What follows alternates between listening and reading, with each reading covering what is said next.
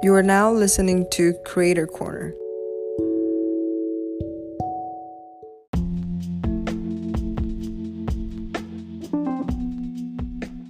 Hi everyone, welcome to Creator Corner. I'm Dalia. And I'm Mary. We're really excited to welcome you to another episode where Mary and I are going to talk a little bit more about our own personal journey with creativity and inner child healing. But before we jump into that, we want to start off with a quick friend vibe check. So Mary, how are you feeling today? Yeah, today, the week, you know what? It's been I can't describe it in one word, but I can't even. I'm just gonna laugh because I don't even know how to describe how the week's been. But I think it's been a lot, I would say. And that could mean a lot of different things. It's not like, again, I think I also cope through laughter, but it has been a lot rough week. I don't even know if I'm saying this correctly, but yeah, I think between juggling some work things, some personal things, and also some like future oriented mindset things, it's been quite a week where it just feels a lot. But how about you, friend? How are you doing? Yeah, well, before I answer that, friend, I just want to say that, I appreciate just the honesty. I know there is weeks where there's a lot of moving parts, and I know you mentioned, business, career, future goals, a lot of intersection. And so, yeah, there is some weeks where all we can do is just laugh through it, laugh through Exactly. the pain. I'm kidding. Laugh through the BS. No, I'm kidding. No, but yeah. Thank you, I appreciate the acknowledgement. But you? What about you? Well, to be honest, I've been feeling a bit anxious this past week. I think I've mentioned this before in the podcast, but I've been, I quit my job a couple months ago, so I've been in this in-between phase where I'm trying to figure out what I'm gonna do next, what that looks like. So a bit of a crossroads there. And I think I'm at the point in this timeline where I'm feeling the pressure of trying to figure things out really quickly, and that's leading to some anxiety on my day-to-day in terms of trying to get all the answers as quickly as possible. But trying to take it day by day, staying grounded, and just reminding myself that, there's no race. I honor my pace. And so, yeah, that's where I'm at. Yeah, thank you for sharing that too, friend. And I think that's super valid. Like you said, there's no race. It's your pace at the end of it all. But it's not to say that, you can't feel anxious about it. So I definitely want to hold space for you to feel all the anxiousness, but also celebrate that you are feeling grounded as you go through these crossroads. I appreciate that, friend. And I think that is such a great transition into our conversation today. Really diving into our own personal journeys with creativity as a child to, now being adults, how we've navigated creativity. Right. And, jump into this conversation might be exactly what we need in this moment, it sounds like. Right? Yeah, because sometimes, yeah, it feels like for me, not we, I speak for myself, but yeah, when you think back of, as a child, I feel like sometimes I'm still not a child where like immature way, but a child, playful, inner youth in me in this adult body. So it's pretty interesting that we're talking about, inner child and creativity as we go through these, as we're navigating these feelings as adults. Definitely. And, just to share a little bit about, what my personal definition of inner child healing and inner child creativity means, For me, what this has in my journey, it has meant that, growing up and in a Mexican household, with very, first generation immigrant parents, there was a lot I had to basically limit when it came to creativity. And so when I'm thinking about inner child healing and inner child creativity, to me, it's about reconnecting with, 2-year-old me, 3-year-old me, little me, and looking to understand, what were some of the needs that I may not have received without resentment towards my parents, just acknowledgement and validation of some of the needs that I may not have received in that moment, then now I have the grand opportunity of giving back to myself as an adult. But that's how I view inner child healing. Would love to hear you, friend, how you defined inner child healing and what that means to you as well. Yeah, I think for me, inner child healing is so multifaceted because growing up in a Filipino first gen household as well, it was interesting because as a child I had so much freedom to use my imagination and express, but I didn't really realize that was using, a form of expression, the use of imagination per se. So for me, inner child healing is going back to those roots that as a child what made me feel so liberated and so free to just be a child and use my imagination, and going back to nurturing that, even though I am an adult, that younger self of who I am and who I was when I was expressing, those forms of imagination is still very much in me, and how do I continue to honor that and not lose sight of the youthfulness energy that was in me as an adult? Because I feel like sometimes as an adult, we're caught up in thinking oh, I'm no longer that child, or I'm no longer XYZ, and that's true for sure. You're not physically, for sure you're no longer that child, and maybe the lessons we've also learned, you're not that child, or you're not that quote unquote mature anymore. But I do think there's certain parts of me growing up in my childhood that felt very liberated to express my imagination in a certain way. So I think that is the essence of what inner child healing for me is. How do I continue to honor that without putting so much labels on what adulthood means and what childhood means, if that makes sense? Yeah, it does make sense. And definitely seeing that inner child as the most raw, purest version of ourselves, especially as I mentioned earlier that I feel like I'm in a crossroads. I'm not sure what I'm doing. How can I pull from, little Dalia to understand what is it that I should prioritize or that I should move towards in reflecting on that purest version of myself as a child. So I definitely agree with that, friend. And so, going back to little Mary that you mentioned, love's imagination was liberated in that time. Yeah. Tell me a little bit about how you expressed imagination as a child, friend.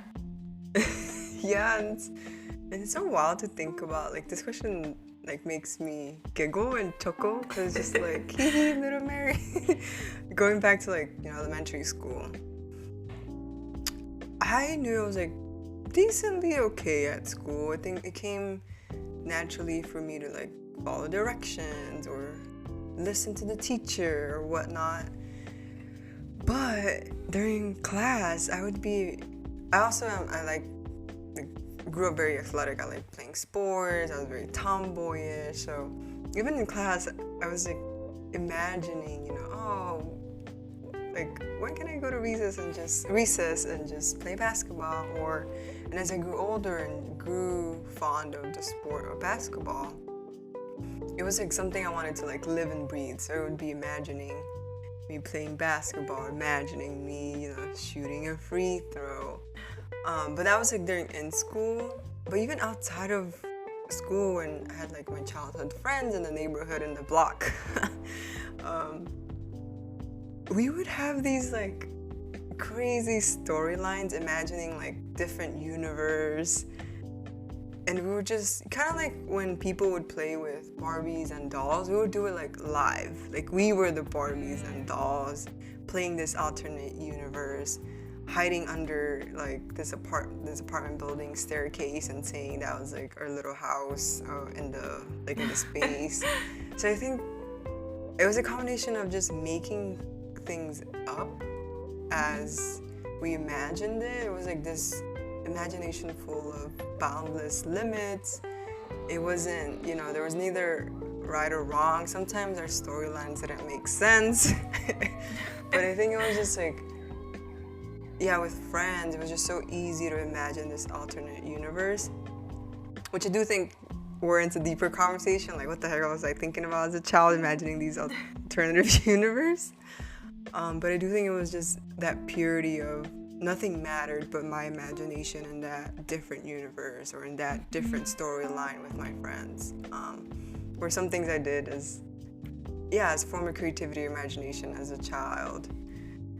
But curious to hear from you, friend, how did your younger self, younger Dalia, use your imagination, and your creativity, or what did that look like for younger Dalia?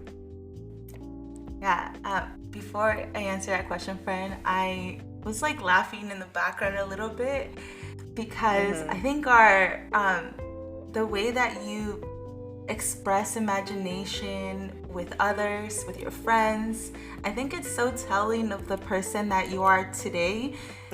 You're someone that enjoys community, enjoys being around lots of folks, and you value friendships so much. And I can see that going back to you being, a child and having lots of friends that you were expressing and playing with, that desire of friendship and community still being so integral to who you are as an individual. So just want to honor that because I still see that very much in you today. But in terms of myself, I was so different than you. In terms of that, I express my imagination in my play like literally by myself. I was such a loner child. And so, I have a sister and we are literally like 9 months apart. So we're super close in age.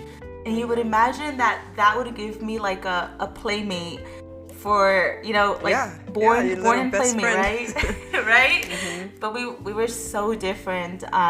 She was very much like you. She liked to be outside, sports, running. And I wanted to play with my dolls and my Barbies and make up my telenovela storylines.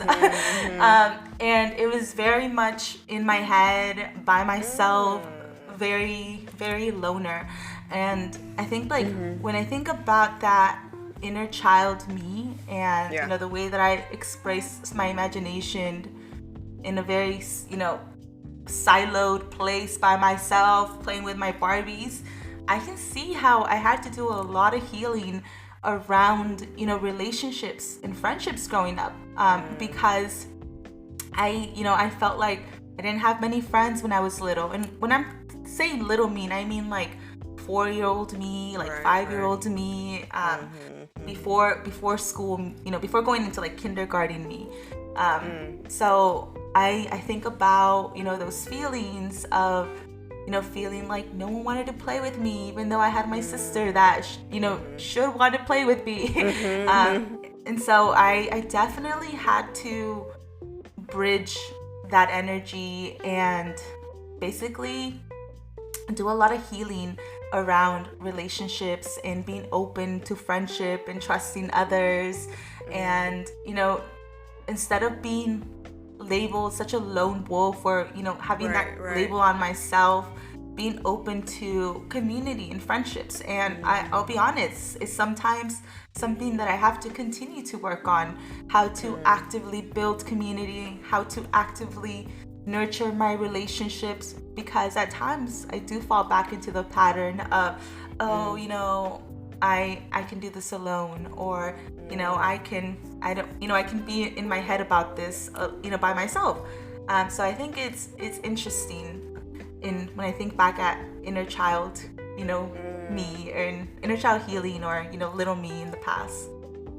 Yeah, no, friend, I think that's a really interesting way how one is. It's interesting how we, even us as an adulthood, we connected over just friendship, but it's interesting to hear how we saw friendships when we were younger, again, like younger, 4 to 6 year old elementary school age, and how even though we were so different in how we viewed friendship, as an adult we still somehow manifested to become really, really good friends.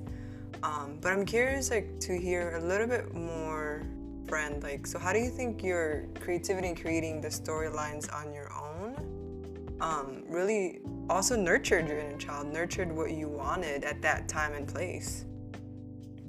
Yeah, that's a really good question, friend. And I think that, my imagination made it so that I sometimes escaped what was going on in my environment.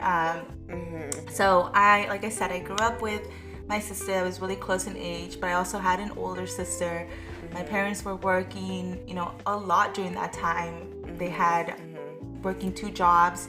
And so I think I used imagination and creativity as a child to also escape a bit from my surroundings. And, with these storylines in my head, I could, not think about the fact that, maybe I'm not seeing my parents, or I'm not receiving that attention that I desired from them, because now being a grown-up, I know they were working really hard to support my sisters and I, and make sure that we could all be together, because really younger me, when I think about 2-year-old to 3-year-old me, I actually grew up in Mexico for a bit because my parents couldn't afford to have us here in the US together. And so imagination was almost like this blanket of comfort of, where I could imagine that everything was okay, that we were doing well, that I grew up and I was a superstar or whatever, and everything was fine. But I'm curious as well, friend, how did creativity and imagination also help you as a child? Yeah, I think similar to your kind of form of escape, it was also my form of escape, of coping, because I grew up not knowing how to express feelings, and then I grew up, we didn't talk about so how was your day at the dinner table. We weren't that type of family. We were more like, you don't show feelings, you don't ask for help, you don't,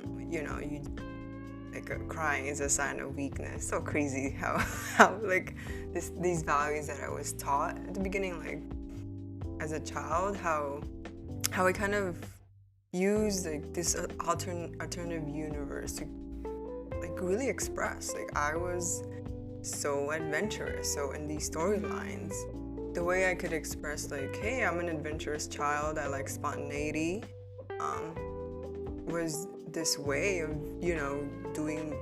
meeting up with a group of people in the neighborhood, in the block, and just hey, let's just ride our bikes all day and pretend we're, I don't know, traveling somewhere, or pretend we're just going and round of whether it's a fake ride that we made up.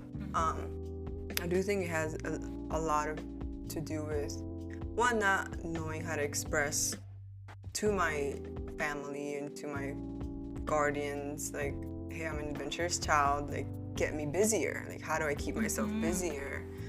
We didn't have much growing up in terms of extracurriculars, so I needed to find how to figure out how to keep myself busy, and it was through imagination. It was through me gathering up this group of friends and hey, let's create these storylines, because it kept my mind running, kept myself busy, but also nurtured the feelings I wanted to express as a child that I wasn't given the opportunity to do so. So in a way, it was really creating this alternative reality that only made sense to me, to younger me, and perhaps my childhood friends, since again, these storylines did not make sense sometimes. But it was really a way to nurture that like adventureness, that feeling of just being able to express who I was with little to no words, but it was more so through made up stories. Yeah. And friend, we talked a little bit about how imagination has really, supported us as a child, whether we were escaping from our environment or whether it was nurturing a certain personality trait. But I'm so curious, was there ever a time when you were younger where you felt like your creativity was not nurtured? Yeah, I mean, that's a good question, because I do think as like the academic world became more and more pronounced for me, I felt like my creativity and imagination was slowly also diminishing, because we grew up in a very like, you're gonna go to college, you're gonna be this, you're gonna get a good job or what have you, whatever that spiel was. And I do think I got a bit pigeonholed into like, this is the academic route. And it's a different way to use your creative mind in academia versus like you just being able to express creativity in the way that I did as a younger child. So I do think it got stunted in that way, where I was less flexible with what I imagined, and it was a bit more like rigid and linear almost. My creativity became a little bit more linear. Like, oh, you find creative ways to navigate, asking for help for homework. You found creative ways in collaborating with others. But it wasn't that type of creativity as I had imagining different, storylines, like writing, or also imagining like the different career paths I could have pursued, maybe in athletics versus a more academic route. So I do think it was stunted in that way, where I got a little bit pigeonholed in the world of academics and doing well in academics. And of course in academia, like there's no major in imagination or creativity. Well, now there is. There's a lot. I take that back. There's a lot. But before, it wasn't very valued to major in like art. I'm talking about like 10 years ago. It wasn't valued to be an artist or a writer or a painter back then, because it made quote unquote no money. I mean, it's a whole different ball game now. But I do think at the time where I was going, through later high school and eventually undergrad, the form of art and creativity, and studying that and continuing to nurture that in your adulthood life wasn't really promoted. It was almost like taboo to not waste your money on something that's not gonna pay back or give like the return on investment back on your career path or your education. So I do think it was impacted that way. But I'm trying to redo that, and we're here in adulthood, but that's a whole different conversation as well. Yeah, I appreciate you sharing that, friend, because we, even though it is a different ballgame today, creativity is still something that is constantly under attack, and there's not a lot of resources out there sometimes for creators to, protect their art, protect their creativity. As we talked about, it's often sometimes taken advantage of. So it's very valid that, there is fear from folks around pursuing this path, but as we are exploring in this podcast, there's so much value to be gained, from choosing to create. And it makes me think a little bit about even my own experience and how creativity was also limited and perhaps not nurtured as a child. And I mentioned this a little bit, but the aspect of, feeling like I can do things on my own, I think led to a lack of, I guess, initially wanting to co-create with others. In my in my spiritual path because I am a very spiritual person in that I believe in the universe. I believe in in meditation and in that we can heal ourselves. Like I truly believe that.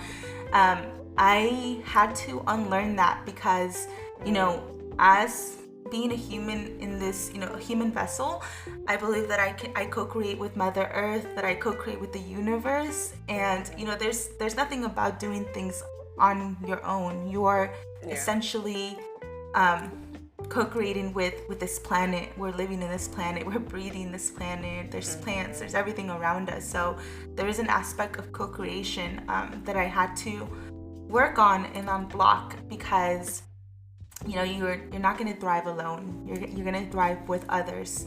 So I think that's a part of me that wasn't nurtured as a child, but that now I'm actively working towards nurturing. I think additionally, something that I perhaps internalized as well from my environment was the aspect of just like fear around creating and failing.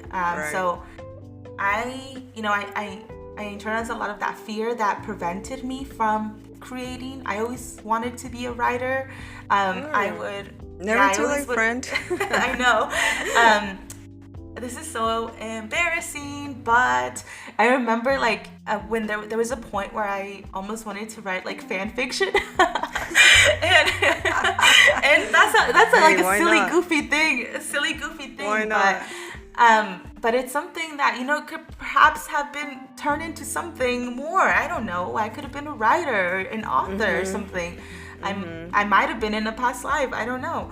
But it's not something that I went for or I tried out, and it was fear of failure. I was afraid of not doing things the right way. So I think that that's something that I don't think I probably internalized as a child, that even now I'm working towards unlearning and unblocking, and now being okay with trying things out, failing, getting creative on how to switch things up and trying it again. So it is something that actively trying to move past and acknowledge. But on that note, friend, I'm so curious to understand as as we're reflecting on ways that imagination was nurtured and wasn't nurtured. What are some things, I guess, that you hope your inner child knows now about imagination, or that you hope to share with little Mary about creativity and imagination? I think a couple of things ran to mind when, as you were talking about, that being afraid to start your fan fiction, or just being afraid to show what your creative side really looks like. I do think that's one thing that I would tell younger Mary or little Mary is like, creativity has no fucking bounds. It's like, it's what you define creativity. Because I feel like I'm pretty creative person in my thought process, or sometimes in the way I say things or write things. I think there's an art to kind of how I express through words. I'm not saying like through poetry per se, but even how I express certain feelings. I like to use lots of like adjectives that really describe how I'm feeling. Or it's like vibrant, or it feels like melancholy, or like it's just very different adjectives I can use to express. So I do think that's one thing I would tell younger Mary is like, you are creative and continue to use that imagination and creativity, whether it's how you speak or whether how you connect with others and how you bring people together. That is like it's part of creativity, and there's no one true set definition of what creativity means. And then that I can still be that spontaneous, that adventurous person who creates storylines, even as an adult.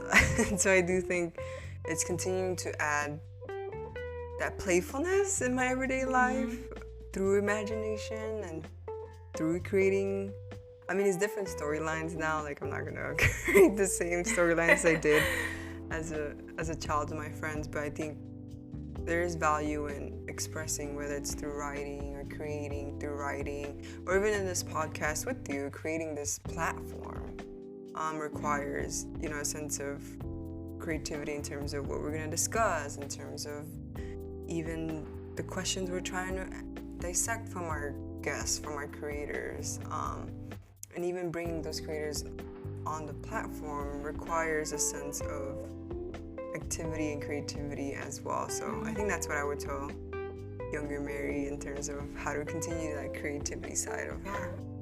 How about you, friend? What would you tell little Dalia, younger Dalia, in terms of how creative you are, besides encouraging her to continue her fan fiction endeavor? Well, definitely I think what I would share with little Dalia is, there's so much friendship, collaboration like coming your way. There's so many opportunities to work with others and have playtime, and you don't have to do things alone. It's not that like no one understands you and no one's gonna get it. There's just like being open to sharing with others. So that's one thing that I appreciate about our friendship very much, friend, is that I learned so much about co-creation, collaboration, sharing space, and that has really helped heal my inner child, because I don't see I don't see her as feeling so lonely or so no one understands me, or I'm just gonna play here in the corner by myself. So I would just want to share that with her, because there's so many beautiful relationships that will be in her path that I think that she'll be so excited, and I'm excited as I'm bridging and bringing her forward for her to experience, because I know that who I am in the present already has experienced so much friendship and so much goodness. So I'm really excited for that. I think I will also share that with her, that there's like we talked a little bit, no limits to creativity, but never stop dreaming or wondering or hope. When I was little, I always wanted to be this like independent woman that didn't need anybody, and I would like always imagine her and how she would be doing things on her own and traveling or doing other things. And I've reached a point where I feel like I'm that independent woman now, and so I'm like, what else is there? Like there has to be more. So just continuing to dream, and because I think we reach what we hoped, and then there's still more. There's still so much more potential and so much more for us to create and bring into existence. So there's no limitation there. I mean, I think abundance and creativity is something that's coming up. I mean, even again, like creating this platform with you, Fran, has been such an honor, and in terms of nurturing my inner child and that creativity I had in me. So I've always had like a creative itch, and I think having this podcast and the different iterations we've had on this. So even though we've started like a couple years ago, in YouTube, I think the iterations, and people can call that a failure because we're no longer doing it on YouTube. But I think it's more like, no, we just had to it's a different iteration now. Now we're in more of the podcast platform. We've learned from like the first initial stages of, what type of creators we want on this platform, what the brand of Creator Corner could look like, and that requires a lot of creativity and co-creating with each other. So I do want to put that out there, that this platform is definitely nurturing that younger Mary and her creativity, and it's just boundless what we can do with this platform. I definitely agree, friend. Having a platform to explore and basically have this space for playtime, because every time we have a guest, it does feel like playtime. It's so fun talking to people and getting to know them and learning about their experiences. And then, after every conversation, you and I get so giddy and we're like, wow, that was so fun. Let's do it again. Right. So, it definitely nurtures that inner playtime, even as an adult. And so I'm very grateful for that. And so, friend, as we're wrapping up, I want to invite us to bring up a space. And we called this in the past a little bonfire moment where we throw something into the fire, we release it, or whatever we want to throw in this big fire. And so, friend, I want to invite you to release something into this fire around the topic of inner child healing, inner child creativity, whatever comes. Yeah, I think something that I want to release is definitely like putting limits to how much I can imagine, how much I can create, even with my younger self. I want to co-create with, the things younger Mary liked to do or didn't like to do as well, and understand that more. So I do want to release like those limiting beliefs that I can't imagine, or I can't create, or I can't continue to co-create with my younger self, and what that looked like for her. How about you, friend? What are you burning? Just kidding. What are you releasing in this moment? What I'm hoping to release in this fire is, just expectations about where I thought I should be at in this moment. I think, as I mentioned, you reach a point where you're like, oh, this is all I dreamed for. This is all I wanted to, accomplish. But there's still so much more. So I just want to release any expectations around where I should be, or what I should be doing. I trust that I am exactly where I'm meant to be in this moment, and so I'm just throwing to the fire any self-imposing expectations I have about myself that may be limiting my growth, because we talked about this space, this podcast, and I believe that this is exactly where I'm meant to be. Yeah, no, I love that, friend. I think we exactly are where we're meant to be, and there's no other pace that matters except our own individual pace. So I do want to carry that forward with you in this podcast, but also as individuals. So yeah. But I am curious to hear from our audience, like, how do you all express creativity as a child, and what does this inner child healing mean to you all?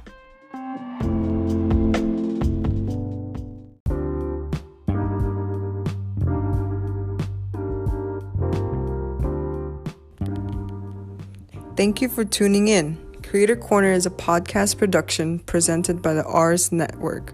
It is hosted by Dalia and Mary Figueroa. This podcast is edited and produced by Muhammad Abdullah Kawish.